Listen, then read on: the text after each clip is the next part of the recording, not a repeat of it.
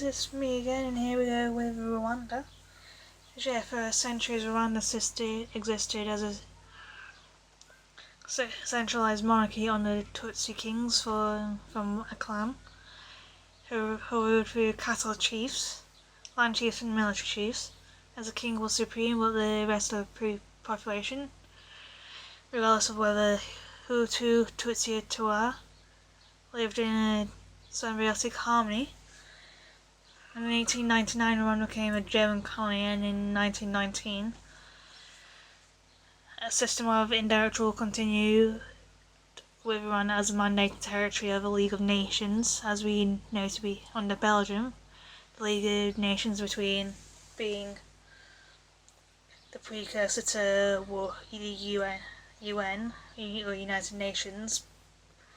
between 1919 and 1939. As from 1959,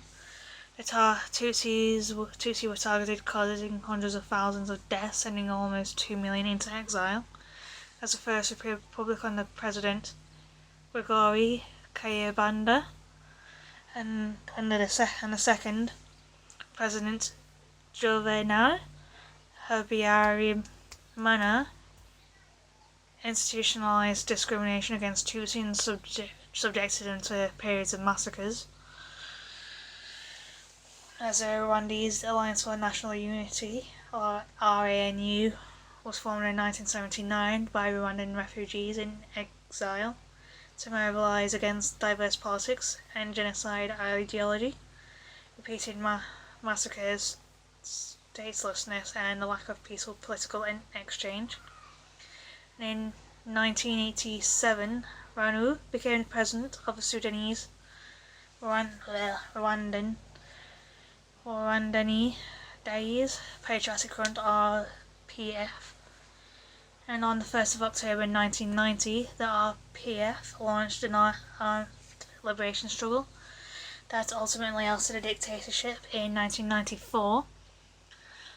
and ended in the genocide of more than 1 million Tutsis and massacres of the Hutu, who opposed the genocide against Tutsi. And after Kigali fell to the RPDF's armed wing on the 4th of July 1994, RPF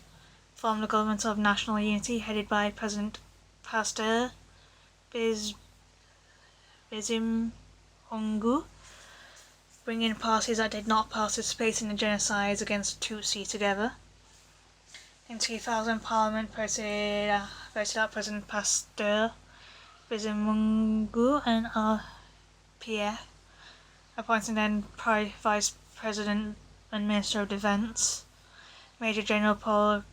Kagame, as the President of the Republic to lead a coalition government. In 2003, President Paul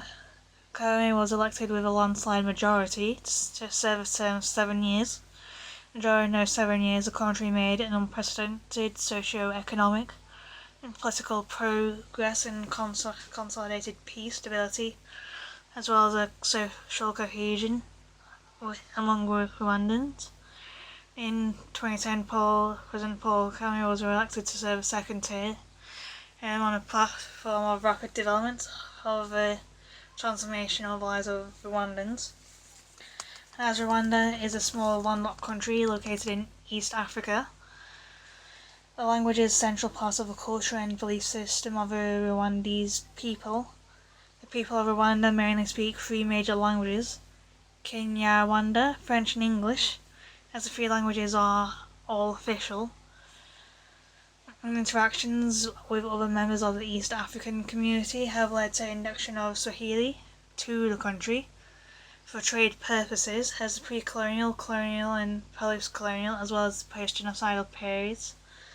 of the country have influenced adoption of the use of languages. As Kinyarwanda is a Bantu ethnic language with more than 12 million speakers in various countries, including the Democratic Republic of Congo, Uganda and Rwanda. But in Rwanda it is an official language and the only ethnic language is spoken by 3 Rwandan ethnic groups: the Hutu, Tutsi and Twa as a language developed as a cultural identity of these ethnic groups during the 15th century, and following the close interactions between the three of them, as the language is a national language and is widely spoken in the country, with about 93% of the population using the language, and being used as a medium of it's also used as a medium of instruction in institutions, administration, media and commerce for daily business transactions. And as Rwanda was a French-Belgian colony, it was adopted French as an official language, but only about 0.1%, mostly the educated, those that have had an education, can actually speak French, as the Rwandan genocide of 1994 negatively affected the status of the language among the Rwandese people, leading to the slow replacement of English, as the involvement of the French in the genocide triggered efforts by the Rwandan people to detach themselves completely from the French and the Francophone influences. As English is the third official language of Rwanda, spoken by about 0.2% of the people, as English only became an official language in the late 20th century, and was introduced to schools in 2008, as a transition from French to English in Rwanda was triggered by the desire to break the influence of French and to align Rwanda with the East African community, where English is the official language. And furthermore, English provides an economically viable option by increasing the number of foreign investors from English-speaking countries, as the language is currently used as a primary mode of instruction of Rwandese institutions. And there's also Swahili, as the Rwandan government kind of introduced it in February 2017. It's making Swahili an official language in the country, as the adoption of a language as an official language became following request by the East African community for members to include Swahili as one of the official language, as Swahili is to be used in administrative functions as well as official documents, as the language will also be adopted into the curriculum as a compulsory subject.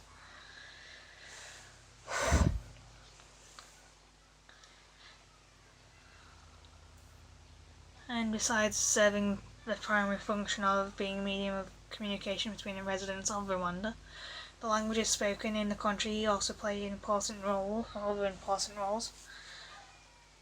as language is used as for the basic form of transmitting knowledge to Rwandese institutions of learning, and therefore increasing literacy rates, as language is also important in record keeping for administrative and commercial purposes, and in the adoption on focus of some languages within Rwanda, like English and Swahili, serve to promote the economy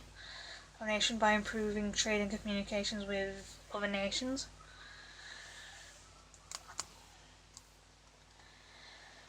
In Rwanda has a rich legend, stories and poetry. And in the past they were memorized and recited by men who served the king. But at the turn of the 20th century, much of Rwanda's folklore was written, and for this reason, Rwanda became a better record of its history and traditions than most of the neighbouring countries, as Rwandan stories and legends are still told to instruct children or to entertain people. And yeah, it's like most of Rwanda is about 60% of Rwandans are Roman Catholic, brought by missionaries during 1890 to 1962, and then a further 20 to 30% are Protestant. But there are also those who are Muslim and some followers of the Baha'i faith, and they still continue with their religion, and they believe that Imana, their traditional god, is well-meaning but distant, as Imana is often contacted through the spirits of deceased family members.